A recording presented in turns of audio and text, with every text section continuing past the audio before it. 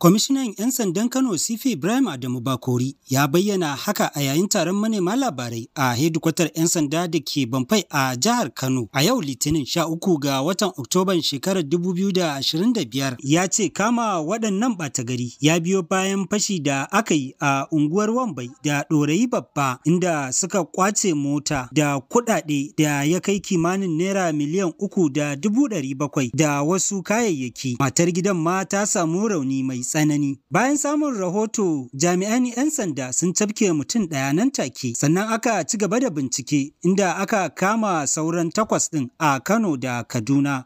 Mutanen da aka kama sun hada da Abubakar Aminu mai shekara 22, Aliyu mai shekara 23, Abubakar Usman mai shekara 22, Suleiman Sani mai shekara 20, Yusuf mai shekara 17, Abdulrahman Aliyu mai shekara 23, Salisu Hussaini mai shekara 17, Suleiman Abdullahi mai shekara 20, Abdulmutallab Sa'ad mai shekara 24. Waɗannan mutanen duka sun amsa laifin da suka aikata.